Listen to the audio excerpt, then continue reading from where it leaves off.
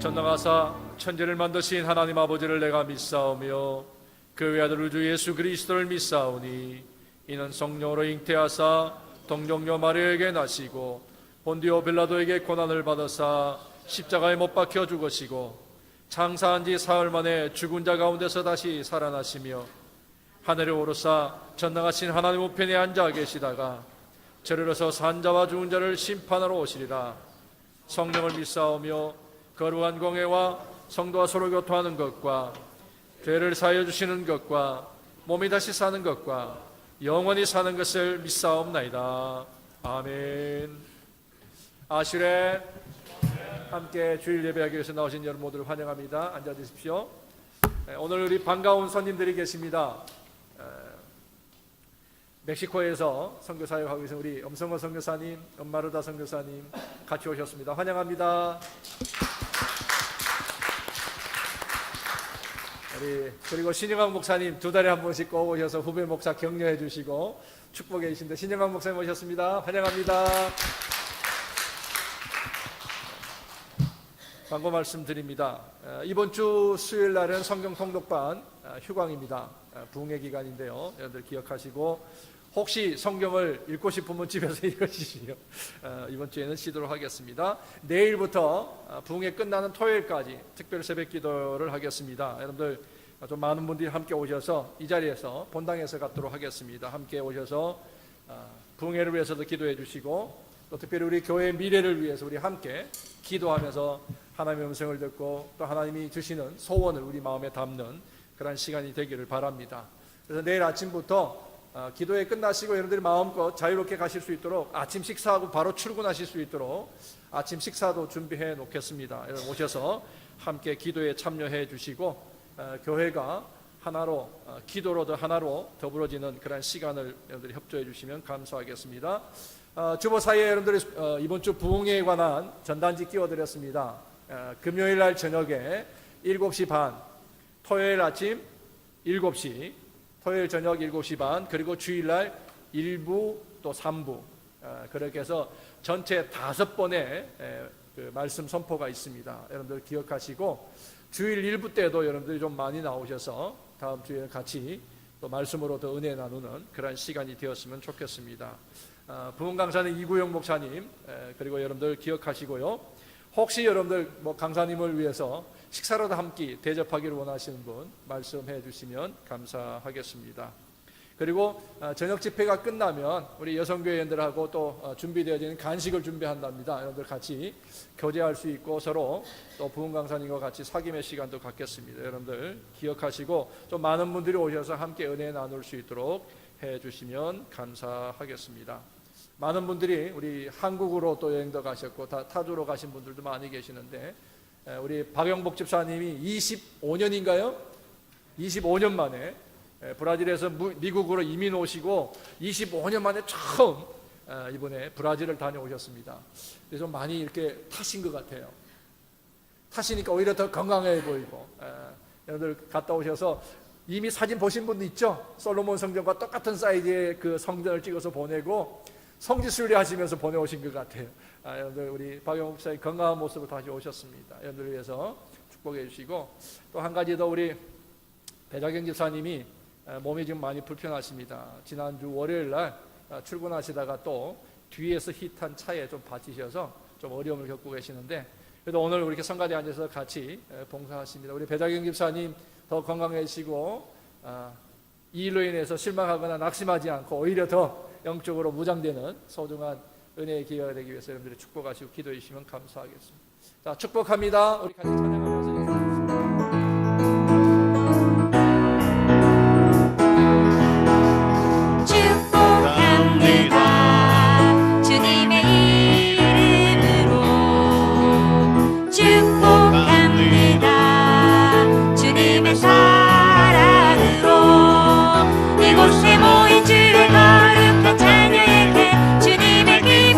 주님의 사랑이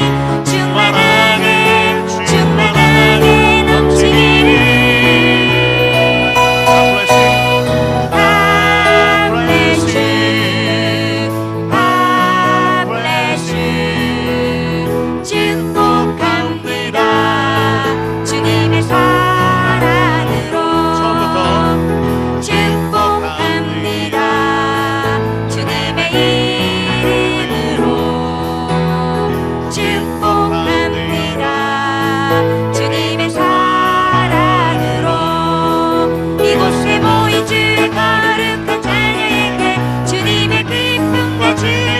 사랑이 충만하게 충만하게 넘치기를. God bless you. God bless you. 축복합니다. 주님의 사랑으로. God bless you. God bless you. God bless you. 축복합니다. 주님의 사랑으로. God bless you. God bless you. God bless you. 축복합니다. 주님의 사랑으로. 할렐루야. 자리에 앉으셔서 이와 같은 때엔 난 노래하네, 사랑을 노래하네. 우리 함께 찬양 드립니다.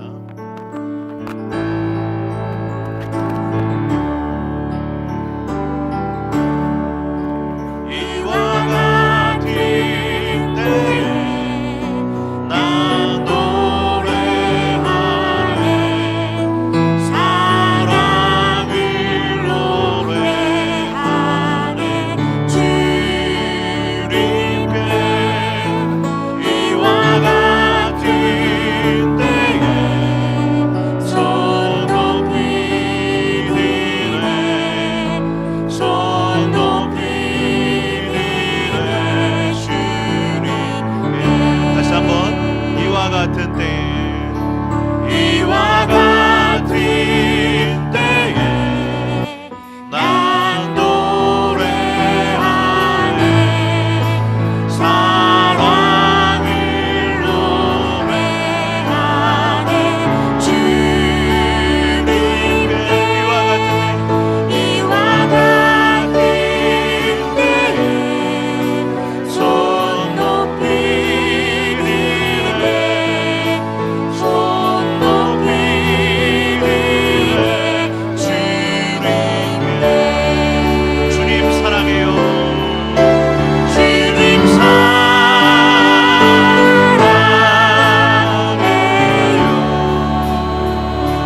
사랑해요.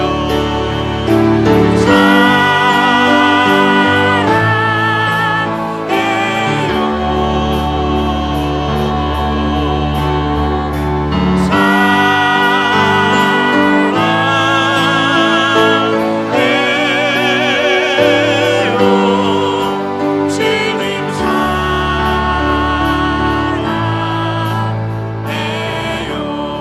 주님 사랑해요. 주님 사랑해요.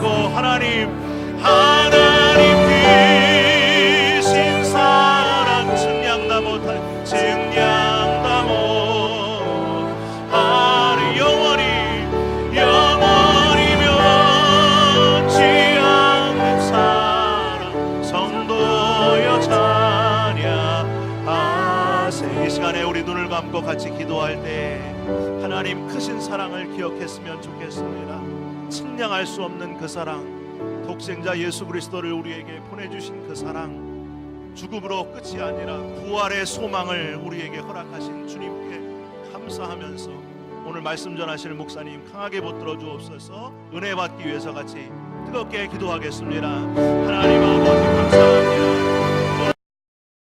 주님 앞에 나와서 우리의 마음을 들여 주님 앞에 예배하게 하여 주셔서 감사합니다. 하나님 이 예배를 통하여 성령의 충만함을 우리에게 도와여 주시길 원하며 한량 다시 한번 발견할 수 있도록 되어 인도하여 주시길 원합니다. 하나님의 크신 사랑을 기억할 때에 다 갚을 길이 없습니다. 그 크신 사랑으로 다시 우리 마음이 새로워지게 하여 주시고 아버지 오늘도 말씀 전하시는 목사님 강하게 주의 장중에 붙들어 주셔서 조금 더 부족함이 없도록 우리 속심령을 새롭게 하는 놀라운 능력의 말씀 될 수 있도록 주여 인도하여 주옵소서. 그냥 왔다 가는 심령 없게 하여 주시고 놀랍고 풍성한 주의 은혜로 채우시는 주님을 만나는 오늘 이 시간 될 수 있도록 주여 함께하여 주옵소서. 하나님 인도하여 주옵소서. 우리의 마음을 새롭게 하여 주옵소서. 아버지 하나님 주여 은혜로 풍성하게 하여 주옵소서. 주여 인도하여 주옵소서. 하나님께 기도드리겠습니다. 사랑과 은혜가 충만하신 하나님 아버지, 저희 교회에서 오래전부터 준비하고 계획하였던 부흥 집회를 허락하셔서 저희들에게 주님의 귀한 말씀과 은혜와 축복받을 수 있는 시간을 허락하였음을 감사합니다. 아버지, 오늘도 주님의 날에 주님을 찬양하며 경배드리는 자리로 불러주시니 감사합니다.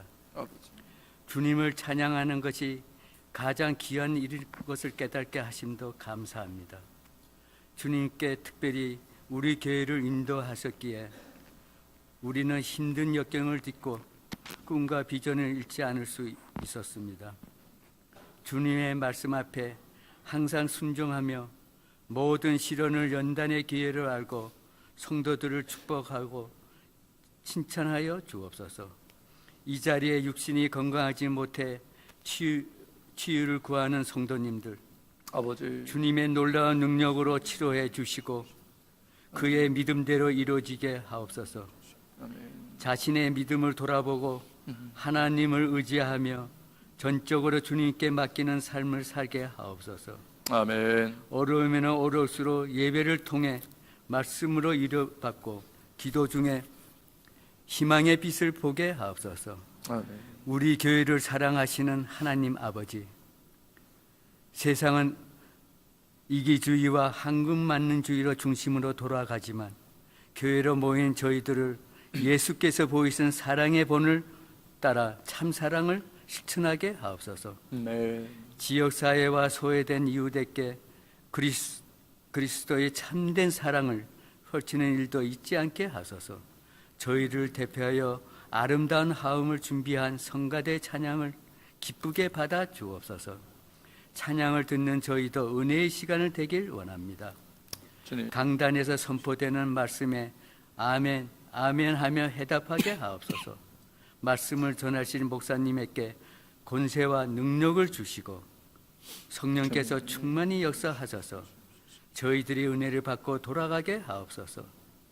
특별히 간구하니 이구영 목사님에게 부흥의 붓기를 일으켜 주시고 하나님께 촛대가 옮기지 않도록 우리를 보호해 주옵소서. 그리고 그동안 기도로 준비하신 이정환 목사님에게도 흡족한 은혜의 단비를 내리시고 성령의 권능을 주옵소서. 날마다 풍족한 은혜로 채워주시는 예수님 이름으로 기도드립니다. 아멘. 오늘 우리에게 주시는 하나님의 말씀은 느헤미야 2장에 있는 말씀입니다. 느헤미야 2장, 오늘은 11절 말씀부터 20절 마지막 절까지 말씀 우리 함께 읽도록 하겠습니다. 느헤미야 2장 11절부터 20절까지의 말씀.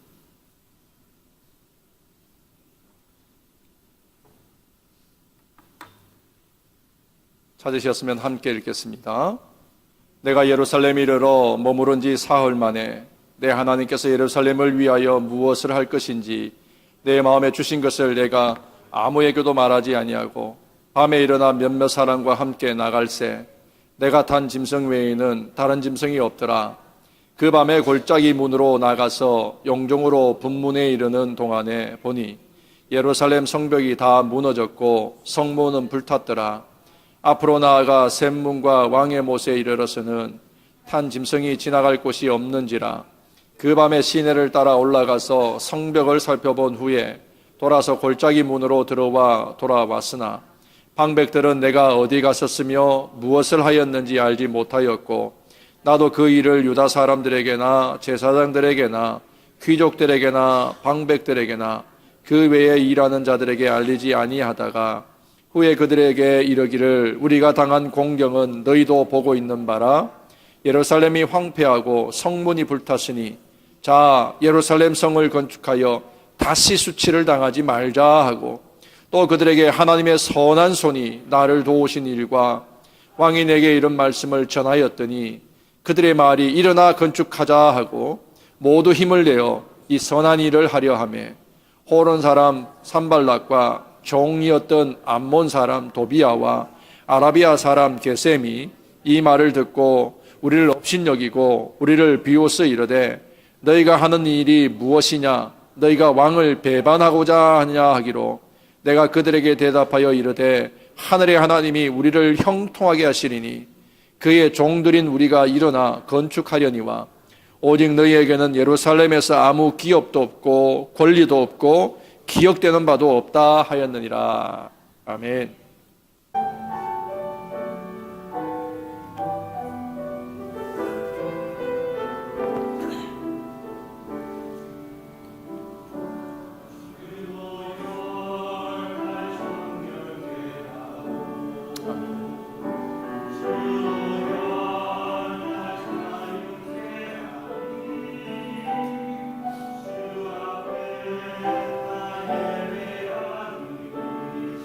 주님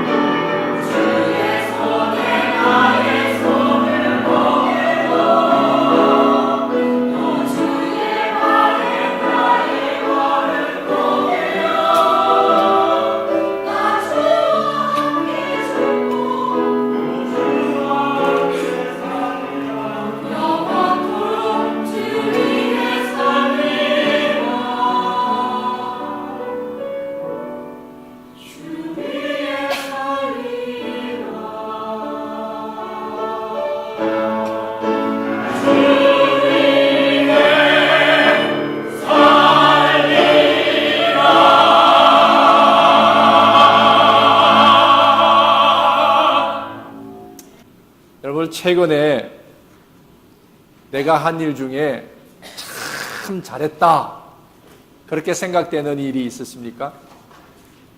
누가 봐도, 남들이 봐도 야 그거 참 착한 일이고 선한 일이고 참 잘한 일이다 그렇게 여길 만한 일 여러분들 하신 것 있으세요? 대답을 해야 또 제가 했든 안 했든 여러분이 생각할 때에 이건 참 선한 일이다 라고 생각하는 일은 어떤 것인가요? 그렇게 내가 마음을 내고 시간을 내고 정성을 다해서 선한 일을 하는데, 근데 그 일을 방해하는 걸림돌이 생긴다면 여러분들 어떻게 하시겠습니까? 예를 든다면 막 선한 마음을 결단하고 뭔가를 하려고 하는데 내 마음을 불편하게 하는, 바드하는 일이 갑자기 내 앞에 탁 던져졌어요. 아니면 그 일을 같이 하려고 했던 사람이 마음이 바뀌어버린다든지, 혹은 하려고 하는 일을 도전하고 미루게 된다든지, 아니면 환경이 바뀌어서 그 일을 자꾸 못하도록 방해한다든지 하면 여러분들 어떻게 하시겠습니까? 오늘 본문 말씀에서 이 질문들의 답을 한번 찾아보기를 원합니다. 느헤미야 강의 우리 세 번째 시간입니다. 오늘은 2장 11절부터 20절까지의 말씀입니다. 성경 말씀에 이런 말씀이 있죠. 우리가 선한 일을 시작하게 하신 이가 그리스도 예수의 날까지 이것을 이루게 하실 줄로 믿는다. 여러분들, 우리 안에 하나님이 시작하신 선한 일이 있다면 그 일이 언제까지 이루어지기를 바란다고요? 그리스도 예수의 날, 주님이 다시 오시는 그 날까지 이 일이 계속 지속되어지고 이 일이 부흥되어지고 이 일이 더 풍성한 열매가 맺어지기를 바라는 마음, 그 마음으로 우리는 선한 일을 계속 할 수 있지 않을까 하는 것입니다. 한 가지 더 질문드립니다. 내가 하는 일이 정말 선한 일이다 라는 증거가 있다면, 여러분들 혹시 그런 증거 가지고 계세요? 내가 하는 일이 참 선한 일이다. 여러분들 무엇으로 그걸 증명할 수 있습니까? 크게 난 두 가지를 보면 알 수 있을 것 같아요. 이게 선한 일인지 아닌지를 보면, 내가 선한 일을 하고 있다면 제일 먼저 그 증거는 뭐냐면 대적하는 일, 방해하는 일들이 내 앞에 반드시 나타난다는 거예요. 특별히 선한 일, 하나님이 원하시는 그 선한 일을 한다고 할 때는 항상 대적이 나타나요. 방해하는 일들이 있더라고 하는 것입니다. 그러면 내가 하는 일이 지금 뭐예요? 하나님의 소원을 이루는 선한 일을 하고 있구나 하는 증거로 삼아도 좋다는 얘기입니다. 반대로 두 번째로 증거는 뭘까요, 그럼? 내가 하는 일이 선한 일이라면 방해가 나타난다 할지라도 그 속에 뭐가 있어요? 하나님의 돕는 은혜의 손길이 항상 있다고 하는 것입니다. 왜? 그 일을 하나님이 꼭 이루기를 원하시기 때문이라는 것입니다. 그런데 여러분, 하나님의 선한 손이 우리에게 있다면 우리 삶에는 결코 어려운 장애나 그것을 방해하는 일들이 생겨서는 안 된다라고 생각하는 사람들이 참 많은 것 같아요. 그렇죠? 그리스도인들이 살아가면서 그리스도인의 삶의 능력을 유지하기 위해서 꼭 필요한 것이 있다면 그건 그리스도인의 성숙이에요. 근데 그 그리스도인의 성숙에 관한 사람들의 잘못된 생각이 몇 가지가 있는데 그 중에 대표적인 것이 이런 것이에요. 내가 그리스도인이기 때문에 내 모든 문제는 저절로 다 해결된다. 정말 그렇습니까? 내 문제가 저절로 그냥 다 해결될 수 있는 거예요? 또 두 번째 생각은, 만일 내 삶에 문제가 계속 쌓여져 가고 있다면 그 사람은 틀림없이 영적인 사람이 아니다. 맞아요, 틀려요? 틀렸죠. 그리스도인이기만 하면, 그리스도인이 되기만 하면 모든 문제가 저절로 해결될 것이라고 하는 것은 잘못된 생각이에요. 그리고 문제가 있는 그리스도인, 그리고 그 문제가 계속해서 쌓여간다고 해서 그 그리스도인이 영적인 사람이 아니라고 생각하는 것 잘못된 생각이라는 거예요. 무슨 말이에요?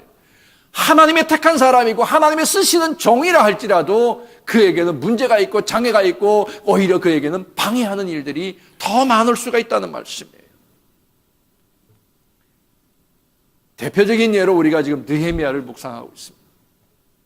느헤미야가 고국의 안타까운 소식을 동생으로부터 전해 듣고 뭘 합니까? 40일 동안 금식하며 기도하다가 그 기도 끝에 하나님께서 그에게 은혜를 베풀어 주셔서 아닥사스다 왕의 술 맡은 관원장이 됐어요. 그리고 날마다 아닥사스다 앞에 서게 되었습니다. 그러다가 아닥사스다의 그 또 어떤 은혜를 입고, 그리고 아닥사스다의 전폭적인 지원을 받아서 다니는 곳마다 필요한 통행 비자와, 그리고 가서 세워야 될 성벽 재건에 필요한 물자와 모든 것을 다 지원받아서 예루살렘을 향해서 약 두세 달 걸리는 길을 걸어서 오게 했습니다. 그런데 느헤미야가 도착하기도 전에 예루살렘에는 벌써 느헤미야가 온다는 소식을 들은 사람들이 있었습니다. 그 소식을 들은 사람들 중에는 오늘 본문에 다 읽지 않았지만 10절 앞에, 지난주에 읽었던 10절 마지막 절에 보면 느헤미야가 온다는 소식을 듣고 근심하는 사람들이 생겼다 그랬습니다. 어떻게 근심했냐면 이 이스라엘 백성들이 느헤미야가 와서 성벽을 건축하면서 그들이 다시 뭉치게 되면 그러면 이들을 누가 간섭할 것이며 누가 관리할 것인가, 그리고 그들이 가지는 그 힘은 어떻게 할 것인가 염려하기 시작했던 거예요. 그런 염려가 있었던 사람들이 전에는 뭐예요? 어떻게 했습니까? 아닥사스다 왕에게 편지를 보냈어요. 이들이 성벽을 재건하게 되면 어떻게 해요? 그들이 당신에게 반역할 것이고, 그들이 더 이상은 당신에게 내는 조공도 안 낼 것이고, 그들이 하나님 중심으로 뭉쳐지게 되면 이들은 누구도 간섭할 수 없는 절대적인 힘을 갖게 될지도 모르니 당신이 성벽 재건하는 걸 멈춰야 됩니다. 모함 아닌 모함을 해서 이렇게 편지를 쓰고, 그 편지를 받은 아닥사스다 왕이 성벽 재건을, 에스라엘 주동해서 하던 성벽 재건을 멈추게 해버렸잖아요. 그 사람들이 이제는 느헤미야가 성벽 재건을 위해서 이제 물자까지 가지고 온다니까 더 근심하게 되었던 것입니다. 그게 누구예요? 호른 사람 산발락과 종이었던 암몬 사람 도비아라 쭉 했습니다. 근심했다. 성경 원어적인 의미로는 이런 말이에요. 마음에 근심이 생기면서부터 그 사람에 대해서 생각하고 염려하고 근심하다 보니까 그 마음에 뭐예요? 대적하는 마음이 생겼어요. 마음이 악해졌다라는 거예요. 그게 원어적인 의미였어요. 또 다른 성경 번역에 보면 그 사람들이 굉장히 화가 나 있었다고 그랬어요. 세 번역에 보면 심기가 불편해졌다고 표현도 해요. 왜? 느헤미야가 온다는 소식은 이미 그들을 방해하고 막았던 사람들에겐 불편한 거예요. 심기가 불편하고 오히려 느헤미야가 오는 것이 화를 돋구는 일이 되어버렸다고 하는 것입니다. 하나님의 백성 이스라엘 자손이 잘 될까 봐 전전긍긍하는 사람들, 느헤미야가 온다는 소식 때문에 화가 나게 되었고 결국에는 그것을 어떻게 할까 조마조마하면서 느헤미야를 기다릴 수밖에 없었던 것입니다. 이 사람들이 근심하며 그 마음에 화가 나 있다는, 근데 사람들이 화가 나는 이유는 뭐 여러 가지 이유가 있겠지만 대표적으로는 한 세 가지로 생각해 볼 수 있습니다. 먼저는 내 이해관계 때문이에요. 내 이해관계 때문에. 이것이 옳고 그르고의 문제가 아니라 그 사람이 그렇게 함으로 해서 내게 손해가 되지 않아? 나한테 손해를 끼치는 거 아닌가? 그 생각 때문에 사람이 화를 내게 돼요. 그 다음에 두 번째는 비교를 해서 경쟁하면서 비교하면서 혹시 그 사람이 잘 되고 내가 잘못되면 어떡하나? 내가 오히려 부끄러움을 당하면 어떡하나 하는 그 마음 때문에 경쟁하는 것 속에서 내가 혹시나 손해보지 않을까 하는 그것 때문에 화를 내게 된다는 거예요. 그 다음에 또 한 가지는 뭐예요? 원한관계겠죠. 풀리지 않는 원한관계가 있기 때문에 그렇게 화를 내거나 반대할 수가 있는 것입니다. 오늘 본문에 나와 있는 화가 난 사람, 마음에 근심하는 사람, 여기에 호론 사람 산발락과 했던 이 사람들은 누구냐 하면 바로 사마리아 사람들. 유대인과 사마리아 사람은 어떤 관계예요? 철천지 원수처럼 여기며 사는 앙숙관계처럼 사는 사람들이었습니다. 종교적으로도 사회 문화적으로도 무엇보다 민족으로 서로 깊은 상처를 주고받는 그런 관계였었습니다. 그들은 느헤미야가 불타버린 예루살렘 성벽을 재건하기 위해 돌아왔다라는 그런 얘기를 듣는 순간에 그들은 자기가 이미 가지고 있었던 권리를 빼앗길까 봐, 자기들이 누리고 있는 것들을 그들이 침해당할까 봐, 그것이 줄어들까 봐 매우 싫었던 거예요. 그래서 근심했다. 그래서 마음에 뭐가 화가 났다는 거예요. 신기가 불편했다는 거예요. 예루살렘 성벽을 짓고 안 짓고 이게 중요한 게 아니었어요. 본인 자신에게 오는 손해나 자신 것을 빼앗길까 봐 그것 때문에 싫었던 거예요. 여러분 어떻습니까? 우리가 하나님의 사람으로 살아가는 데 있어서 우리 주변의 환경, 우리 주변의 사람들을 보면 정말 호락호락하지 않잖아요. 환경이나 어떤 만남이나 모든 것이 언제나 나에게 좋게 대해주지만 않아요. 내게 유익하게 작용이 되어지지 않는다는 거예요. 기도만 하면 척척 해결되어지는 일만 우리 앞에 놓여지는 것이 결코 아니라는 거예요. 또한 우리가 예수 믿는다라는 것, 그 믿음을 지킨다고 하는 것이 세상에는 환영받지 못하는 일로 되어져 가고 있어요. 오히려 방해하는 사람, 우리의 믿음에 장애가 될 만한 일들이 점점 더 많아질지도 모릅니다. 그래요. 세상에는 하나님의 사람, 우리들이 잘 되는 것을 절대 그냥 두고 보지 못하는 사람이 많다고 하는 거죠. 그렇기 때문에 우리가 기도하는 사람이고 하나님의 사람이고 영적인 사람이라면 앞으로 다가올 어떠한 위기나 도전에 대해서도 그것을 알아볼 수 있고 준비할 수 있는 영적인 지각과 안목을 분명하게 훈련하고 가져야 한다고 하는 것입니다. 느헤미야가 바로 오늘 1장과 2장에서 계속해서 보여주는 것이 바로 그런 모습이었습니다. 한번 살펴봅니다. 여러분들, 우리가 실망하거나 낙심하지 않고 선한 일을 지속적으로 하려면 어떻게 해야 될까요? 느헤미야가 보여준 장애를 극복하는 방법, 자기를 적대해오는, 대적해오는, 방해하는 사람들을 어떤 모습으로 그가 극복해 나갔는지 오늘 본문에서 우리에게 그것을 보여줍니다. 여러분들의 개인적인 삶에 혹은 우리 공동체에 우리 앞날에 대해서 우리에게 있는 장애나 우리를 방해하는 그런 일들이 있다면 우리가 어떻게 해야 될지 느헤미야를 통해서 우리가 한 번 더 교훈을 얻기를 원합니다. 먼저 느헤미야를 잘 보시면 느헤미야는 역시 뭐 하는 사람? 기도의 사람이었다고. 기도의 사람. 그는 여기 예루살렘에 왔습니다. 이미 예루살렘 성벽을 재건하려고 했던 에스라나 그 백성들에 의해서 재건하려고 했지만 하지 못하도록 방해했던 사람들이 그곳에 있다는 걸 알고 왔어요. 그런데 예레미야는 그 사람들을 찾아가서 왜 그러냐고 따지지도 않고 방해하는 사람들과 함께 대적해서 싸우려고 하지도 않았어요.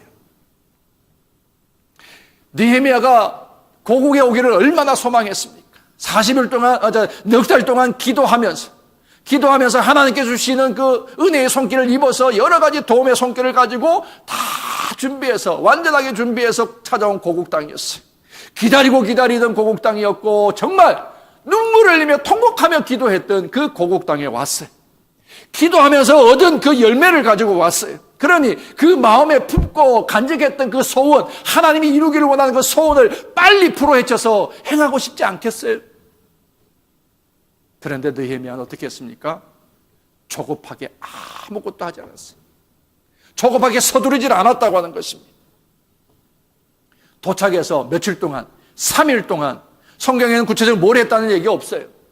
3일이 그냥 있었어요. 그런데 여러분들이 느헤미야의 성품과 느헤미야의 영성을 보면 느헤미야가 뭐 했을 것 같아요? 기도했어요. 저는 그렇게 확신합니다. 3일 밤낮을 그가 자기가 한 번도 보지 못했지만 그러나 꿈속에라도 간직하였던 그 예루살렘, 귀로 들었던 그 예루살렘을 그 마음에 품고 이 예루살렘 땅에서 자기가 하나님께로부터 받은 비전, 그 꿈과 소원을 어떻게 이루어가야 될지 그 마음을 다시 한 번 더 다지고 그 마음을 더 굳게 하기 위해서 그는 기도했을 거예요.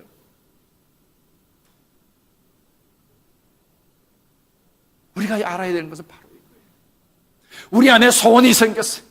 우리 안에 꿈이 생겼어요. 정말 하고 싶은 그 열정이 있고 결단이 있고 그렇게 우리가 다짐했다 할지라도 우리는 뭐 해야 돼요? 기도해야 돼요. 기도. 지난주에도 우리가 말씀 나눴습니다마는 아닥사스다 왕 앞에 섰던 느헤미야를 보면서 아닥사스다 왕이 야, 네 얼굴이 왜 그래? 왜 그렇게 창백하냐? 무슨 근심이 있냐? 물었을 때에 넉 달 동안 기다려왔는데, 넉 달 동안 금식하면서 통곡하며 기도해왔는데 얼마나 하고 싶은 얘기가 많았겠어요. 그런데 그 하고 싶은 얘기 하기 전에 그 중간에 한 구절이 있어요. 뭐라고 했어요? 느헤미야가 하늘의 하나님을 향하여 뭐 했다? 묵도했다. 하늘의 하나님을 향하여 그가 기도하고 먼저 마음에 다스리며 하나님의 도우심을 구하고, 그리고 아닥사스다 왕에게 고국의 얘기 그리고 도움의 얘기를 청했습니다. 여러분, 우리 안에 아무리 급한 열정적인 그런 일이 있다 할지라도 우리가 해야 될 일은 뭐라고요? 먼저 기도하는 일이었다고 하는 것입니다. 그렇게 3일이 지난 다음에 기도하는 중에, 그것도 낮이 아니라 다 알아볼 수 있도록 하는 것이 아니라 밤에 몰래 도둑질한 건 아니지만 방해를 피하기 위해서, 모략을 피하기 위해서 오히려 예루살렘 성을 밤에 드디어 시찰하러 다녔던 것입니다. 이상한 것은 이미 예루살렘에 온 목적이 다 소문나 있었잖아요. 근심하는 사람들도 있었어요. 다 알 것 같지만 느헤미야는 자기가 여기 온 목적과 어떻게 왔고, 그리고 무엇을 가져왔고 앞으로 어떻게 할 것이라고 하는 그런 어떤 얘기도 그는 하질 않았어요. 하나님의 소원을 그 마음에 담았어요. 헌신과 결단도 하고 기도하며 응답하시는 그 하나님의 손길을 경험했었어요. 그런데 예루살렘에 왔을지라도 또 한 번 더 하나님의 앞에 기도하면서 사람의 말이 앞서지 않고 하나님의 응답이 이루어지기를 그는 잠잠히 기다렸다라고 하는 것입니다. 우리는 열정이 생기고 마음에 정말 기쁨이 있으면, 조그마한 아이디어가 생기면 하나님이 주신 그런 영감이다 생각하고 그걸 빨리 꼭 이루고 싶어서 우리가 굉장히 안절부절합니다. 저도 그런 사람 중에 하나인 것 같아요. 쉽게 그것을 벗어나지를 못하는 것 같아요. 그런데 느헤미야는 정말 그렇지 않았습니다. 그는 누구에게도 다 알고 있다더러 설명도 안 했고요, 그에게 가서 설득하고 그들을 도와달라고 하지도 않고 일단 먼저 하나님 앞에 기도하고, 그리고 하나님의 도우심을 입어서 그는 밤에 아무것도 가지지 않고 나귀 하나 타고 이제 순찰하러 나간 것입니다. 그런데 이 느헤미야가 돌아보는 예루살렘은 어떻습니까? 예루살렘 성이 있는 곳은 해발 한 800m 고지래요. 그러니까 뭐 우리처럼 평야에 세워진 것도 아니고 아주 넓게 펴진 그런 곳이 아니고, 그러다 보니까 높은 곳에 있다 보니까 성벽이 무너지고 그 돌이 굴러내리면 부딪혀서 부서질 것이고, 굴러내리는 골짜기마다 그런 성벽 무너진 돌들로 채워져 있을 거 아니에요. 그래서 오늘 본문에 보면 나귀가 지나갈 수 없는 곳도 있었다고 그랬어요. 그만큼 황폐하고 그만큼 부셔져 있는 그런 모습들을 다 돌아봤어요. 구석구석을 다 돌아봤어요. 실제로 자기 눈으로 예루살렘의 황폐한 현실을 다 보았습니다.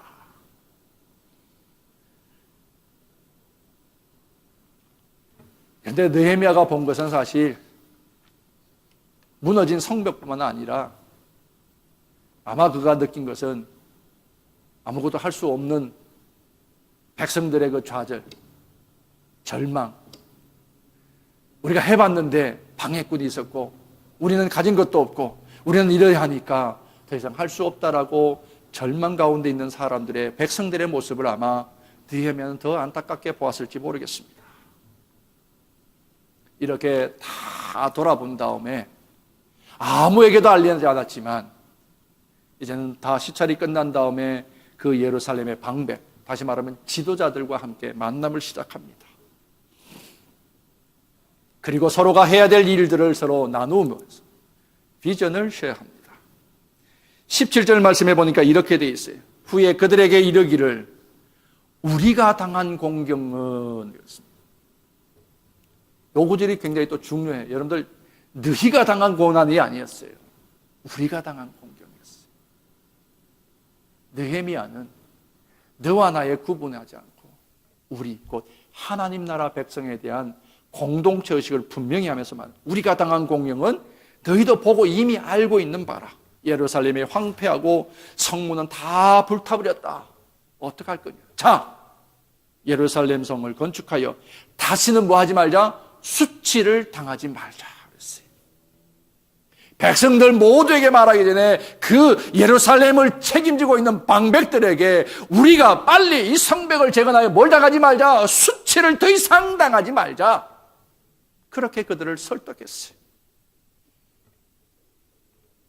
우리 민족이 당하는 이 수치, 우리 민족이 당하는 이 모욕을 어떻게 우리가 더 이상 보고 있을 수가 있겠느냐?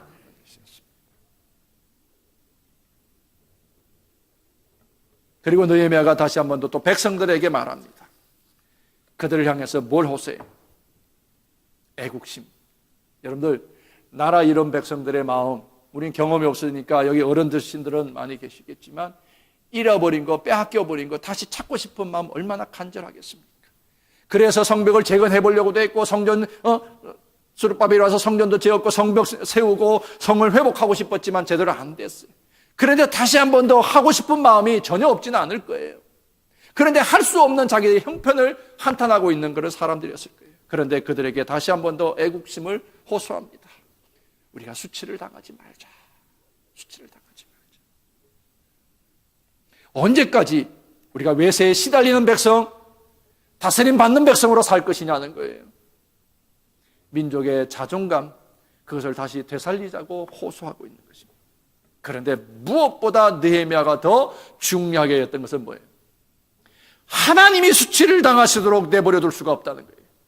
하나님이 이 성전과 이 성벽이 무너지고 이 예루살렘이 황폐하게 된 것은 결국에는 하나님 백성이 당하는 수치요, 그것은 결국에 하나님이 또 수치를 당하는 것이라고 하는 그 안타까움, 그 영적인 그 안타까움이 느헤미야가 너무 강했던 거예요. 그래서 그는 공으로 오기를 원했고, 그래서 성벽을 재건하기를 원했던 것 아닙니까? 그 신앙에 대해서, 하나님 백성의 신앙을 그들이 느헤미야 백성을 향해서 선포하고 있는 거예요. 물론 현실은 알다시피 모든 것이 불가능한 곳에 있어요. 다 내가 보았고 여러분들이 알고 있는 거예요. 그러나 그러할지라도 하나님의 선한 손이 우리를 도움, 그렇게 백성들을 위로하고 희망을 심어주는 거예요.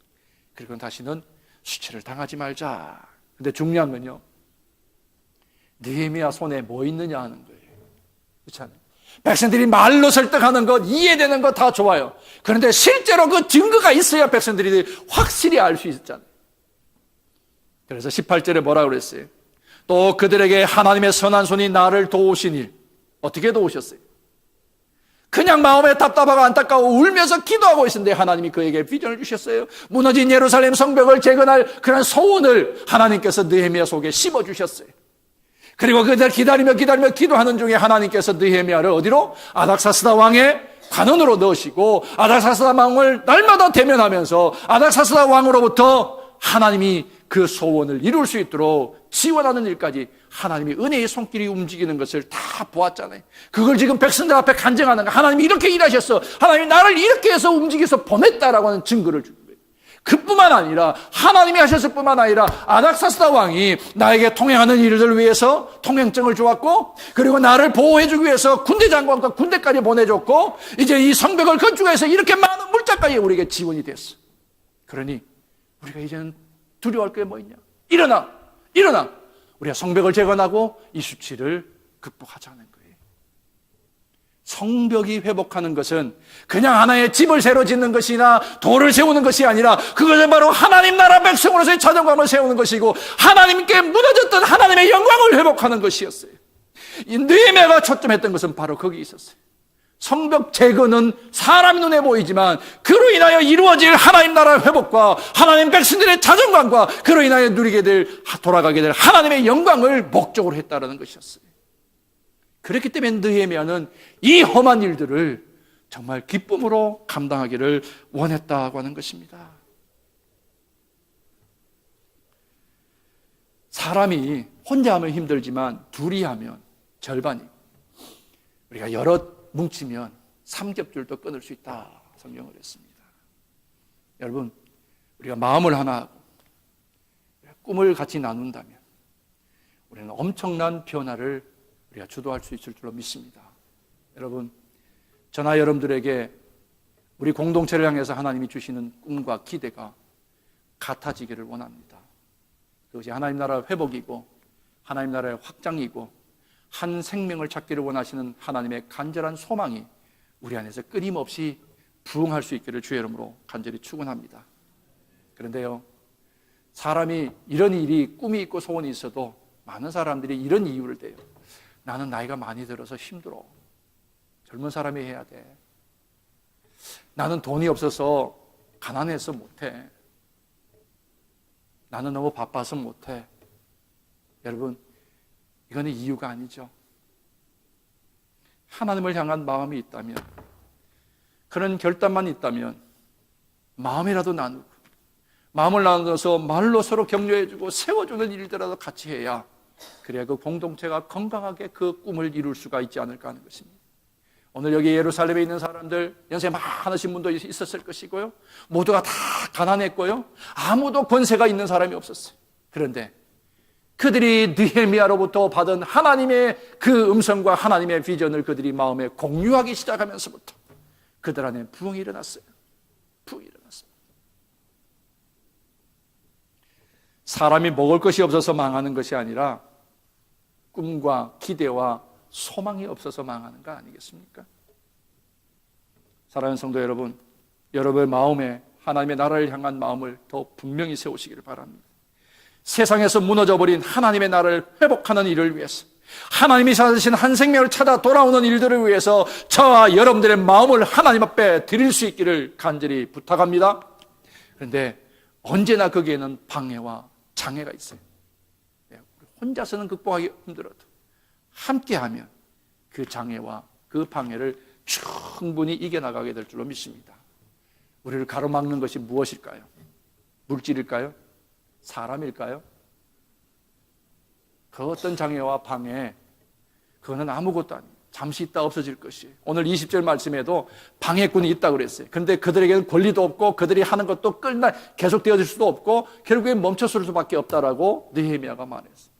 우리에게 오는 외부로부터 오는 방해, 그 장애는 결국에는 없어질 거라는 거예요. 그럼 무엇이 우리의 진정한 장애와 방해일까요? 우리 마음에 있는 두려움, 할 수 없다라고 하는 우리의 초라함을 보는 그 못난 자존감이 결국 우리들의 가장 큰 방해꾼이라고 하는 것이에요. 느헤미야가 오늘 보여주는 게 바로, 너희가 정말 할 수 없어서 안 하고 있느냐? 아니다 이거. 너희 안에 하나님이 주시는 거룩한 자존감이 없기 때문에, 그래서 수치를 모르고 있는 거야. 모욕을 모르고 있는 거야 라고 지금 얘기하는 거예요. 부드럽게 얘기하는 거지. 실제는 그 얘기잖아요. 사랑하는 성도 여러분, 물질, 권세, 건강, 시간, 그것이 우리의 방해나 우리의 장애가 아닙니다. 건강과 물질과 여러 가지의 방해가 있다 하더라도 하나님은 그걸 충분히 이길 수 있는 은혜의 손길로 우리를 도우실 것이에요. 물질이 부족하면 있는 사람을 통해서 도우게 하시고, 건강이 부족하면 기도라도 함께 마음을 하고, 세상에 권세가 없다면 하나님은 권세 있는 자를 동원하셔서 아닥사스다 왕을 동원해서 쓰셨던 것처럼 하나님은 하나님이 우리에게 심어주신 그 꿈과 소원을 반드시 이루게 하실 줄로 믿습니다. 그러므로 어떤 어려움이나 방해가 있어도 도우시는 하나님의 손길을 바라보는 우리가 되기를 바랍니다. 여러분들 주위를 한번 돌아보세요. 장애 때문에 넘어지고 실망하고 좌절한 사람들도 많이 있어요. 그런데 오히려 그 장애 때문에 사람이 더 성장하고 성숙하고 삶에 빛을 드러낸 사람들도 많이 있습니다. 왜 그럴까요? 그런 사람은 그 장애 속에서 하나님께서 숨겨놓으신 것 같은 그 도우심의 은혜의 손길을 발견하는 사람은 그 장애를 극복하고 방해를 뚫고 나가는 그런 지혜를 갖게 된다는 말씀이에요. 여전히 일하고 계시는, 우리를 위하여 일하고 계시는 하나님의 은혜의 손길을 보기 때문에 장애도 뚫고 방해를 다 헤쳐갈 수가 있다는 말씀입니다. 과연 그렇습니다. 여러분, 우리 개인 한번 생각해 보죠. 저나 여러분이 살면서 만났던 장애들, 어린아이 빼고 여러분들 여기 몇십 년을 살아오면서 여러분들 앞에 장애 한 번도 없었지 않나요? 여러 차례 수많은 장애를 여러분들이 지나왔어요. 그런데 그 장애들이 지금 다 어디에 있어요? 여러분이 그 모든 장애 때문에 망했습니까? 그 장애 때문에 여러분들이 아무것도 할 수 없는 무너진 사람이 되었습니까? 아니잖아요. 그 장애들이 있었음에도 불구하고 여러분 지금 어디에 있어요? 바로 여기 있어요. 하나님의 존재에 앉아 계세요. 하나님 앞에 서 있다는 말이에요. 어떻게? 내가 한 것인가요? 장애가 있고 방해가 있어도 하나님은 여전히 하나님의 택한 백성들을 위하여 일하시는 하나님의 손길이 그것을 주관해 오셨기 때문에 여러분들이 오늘 여기에 있게 된 줄로 믿습니다. 여러분이 하나님 앞에 서 계신 거예요. 그렇게 내가 죽을 것 같이 나를 괴롭히던 그 장애들이 다 어디 갔어요? 만남 속에서 일어났던 장애들, 사람들끼리 부딪히는 갈등들, 내 가족과 형제, 이웃들과의 사회에서 일어났던 그 분쟁과 그 아픔에 불화하게 했던 장애들, 경제적인 어려움 때문에 수많은 시간 동안 눈물을 흘리며 내가 안타까워했던 그 장애들, 지금 다 어디에 있어요? 다 지나갔어요. 다 지나갔어요. 그것 때문에 내가 망하지 않았고, 그것 때문에 내가 죽지 않고 오늘 여기에 거룩한 하나님의 택한 백성으로 하나님 앞에 서 있다는 사실, 이 역사적인 사실을 우리가 감사하자는 거예요. 그러면 이제 뭐 할 건데? 이렇게 살아서 뭐 할 건데?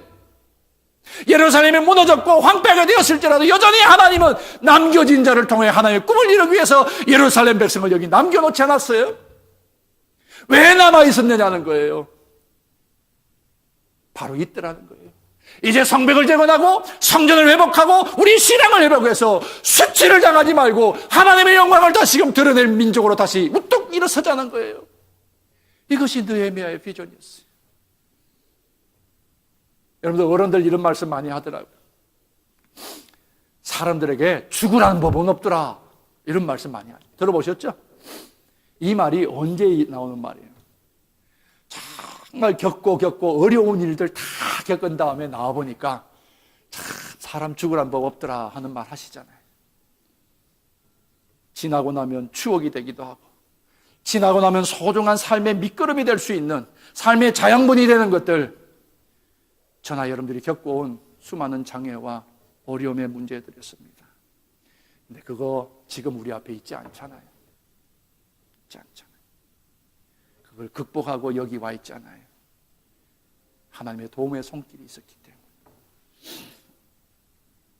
우리를 도우시는, 또 우리를 덮으시는 자비하신 하나님의 손길을 볼 수 있는 저나 여러분들 될 수 있기를 바랍니다. 오늘 백성들을 향해서 여기에 증거하고 간증하는 느헤미야의 간증이래. 하나님이 나에게 하셨던 선한 일을 하게 하셨던 그 하나님의 손길 간증하고, 하나님의 그 손이 사람을 움직여서 모든 것을 동원해서 이 일을 하게 하셨으니, 그러니 이제 주저하지 말고 앉아 통곡하고 좌절하지 말고 모두 일어나 힘을 내어 성벽을 건축하자. 성벽을 건축하자.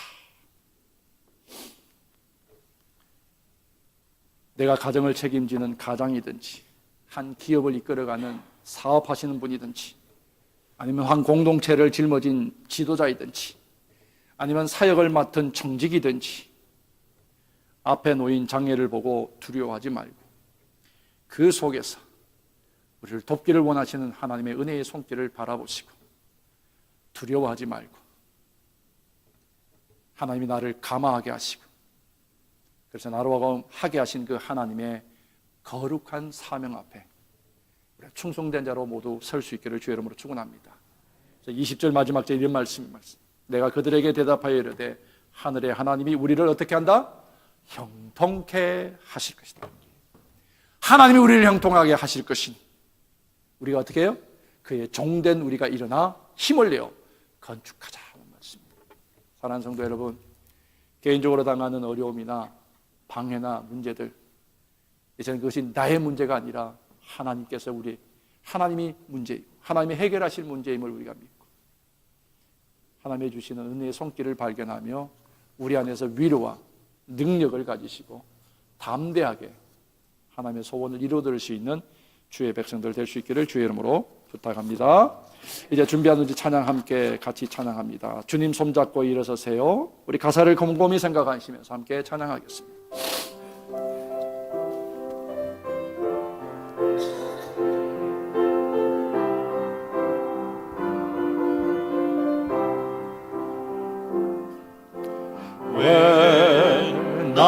나만 겪는 고난이라고 불평하지 마세요.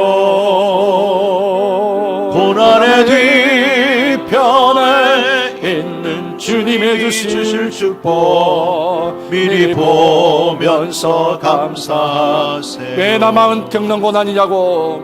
너무 견디기 힘든 나만 겪는 고난이냐고 불평하지 마세요. 고난의 뒤편에 있는 주님의 주실 축복 미리 보면서 감사하세요. 너무 견디기 힘든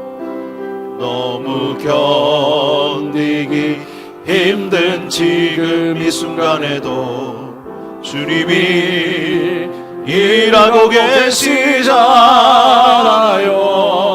남들은 지쳐 앉아 있을 때라도 당신만은 일어서세요. 힘을 내세요. 힘을 내세요. 힘을 내세요. 주님이 손잡고 계시잖아요. 주님이 나와 함께함을 믿는다면 어떤 역경도 이길 수 있잖아요. 왜 이런 슬픔 찾아왔는지 원망하지 마세요. 당신이 잃은 것보다 주님께 받은 은혜 더욱 많음에 감사하세요. 너무 견디기 힘든 지금 이 순간에도 주님이 일하고 계시잖아요. 남들은 지쳐 앉아 있을지라도 당신만은 일어서세요. 아멘. 힘을 내세요. 힘을 내세요. 힘을 내세요. 주님이 손잡고 계시잖아요. 주님이 나와 함께함을 믿는다면 어떤 고난도 견딜 수 있잖아요. 힘을 내세요. 힘을 내세요. 힘을 내세요. 힘을 내세요. 주님이 손잡고 계시잖아요. 주님이 나와 함께함을 믿는다면 어떤 역경도 이길 수 있잖아요. 힘을 내십시오. 혹이라도 당하는 어려움이 있다면 도우시는 하나님의 손길, 하나님의 손에 잡혀 우리가 넉넉히 이길 수 있다는 확신 가운데 하나님과 함께 믿음의 걸음을 힘차게 달려가는 여러분 되기 위해서 우리 잠시 말씀 생각하면서 기도합니다.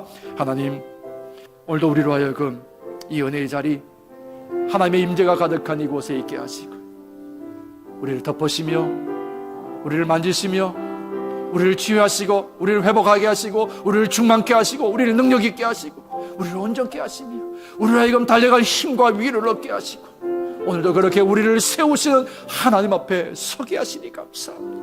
하나님, 내가 지금까지 여기 온 것이 모두가 다 힘겹고 어려운 줄만 알았는데 여전히 그 속에서 우리를 위하여 일하시고 땀 흘리며 눈물 흘리며 우리를 도우셨던 그 하나님의 은혜였음을 고백하며 오늘도 하나님, 우리 앞에 놓여져 있는 하나님의 부르심, 하나님이 우리에게 맡겨주신 그 간절한 소망을 위하여 하나님의 나라를 이 땅에 회복하며 잃어버린 하나님의 영혼을 찾아 그 일을 위하여 우리가 부지런히 그 일을 감당할 수 있는 사명의 자리에 설 수 있도록 인도하시고 하나님, 그 일을 위하여 다시 한 번 더 우리의 모든 연약함을 떨쳐 일어나 힘을 내어 주의 일을 감당할 수 있도록 인도하옵소서.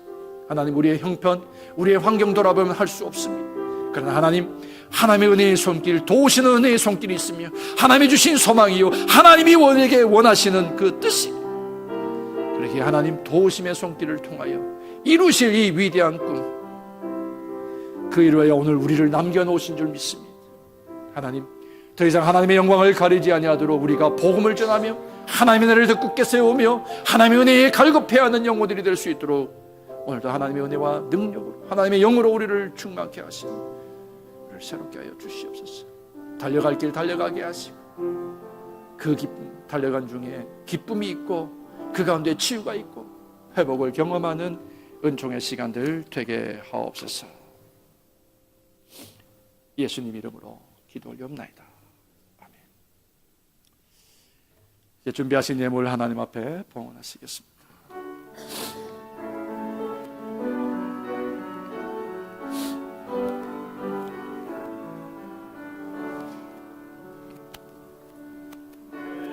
내 있는 향유옥한 주께 가져와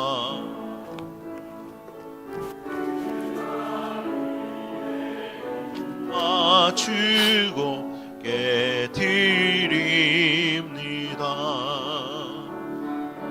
나를 위해 험한 산길 오르신 예수, 걸음마다 크신 사랑 새겨놓았네.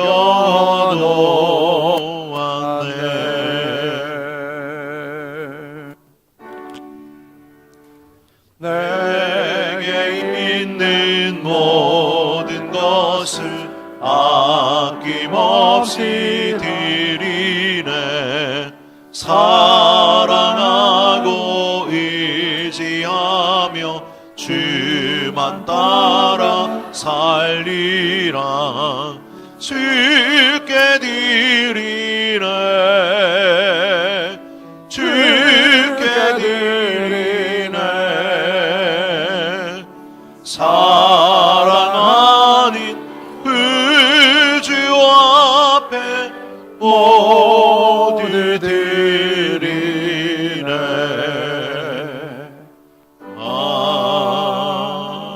아멘. 도우시는 하나님 감사드립니다. 베푸시는 하나님 감사드립니다. 그 은혜를 입은 우리가, 그 사랑을 입은 우리가 오늘 결단하며 하나님 앞에 예배하오니 우리의 삶을, 우리의 시간을, 우리의 눈물을, 우리의 땀을, 우리의 간절함을 사용하셔서 하나님의 소원이 이 땅에 온전히 이루어지는 일을 위하여 그 소원에 합당하게 쓰일 수 있도록 우리를 풍성케 하시옵기를 간절히 바라오며 허락해 주신, 맡겨주신 우리의 삶의 자리에서 거두는 열매들을 하나님의 것으로 구분하여 드립니다. 약속하신 대로 후이되어 흔들어 넘치도록 안기시며 우리가 꾸어질 존중 꾸는 자가 되지 아니하며 우리로 하여금 하나님 나누고 베풀고 섬기며 살아갈 수 있는 넉넉한 그리스도인의 삶을 이룰 수 있는 또 하나의 은혜의 통로가 되게 하옵소서. 하나님께서 주실 그 하늘의 신령한 은혜와 땅의 기름진 은혜를 우리가 사모합니다. 충만케 하옵소서. 풍성케 하옵소서. 이번 한 주간 하나님 우리가 시간을 정하여 기도하며 또한 우리가 부흥의 애를 사모하며 기다리고자 원합니다. 하나님께서 채우시는 은혜로 이 성전에 임재가 가득하며 기대와 소망이 가득하며 부흥의 역사가 일어나는 이 한 주간 되게 하실 줄로 믿사옵고 감사하며 예수님의 이름으로 기도 올리옵나이다. 아멘. 사랑의 하나님, 거룩한 주일, 주의 전에 와서 은혜 받고 돌아가는 시간입니다. 다시 세상에서 사는 동안 저희들에게 기쁨이 있게 하시고 아멘. 즐거움이 있게 하시고 주님, 우리들 마음속에 늘 적극적인 생각을 가지고 사는 저희들 되게 하여 주시옵소서. 아멘. 슬픈 일 없게 하시고 괴로운 일 없게 하시고 주님, 혹시 있다 하더라도 그것을 이길 수 있는 저희들 되게 하여 주시옵소서. 아멘.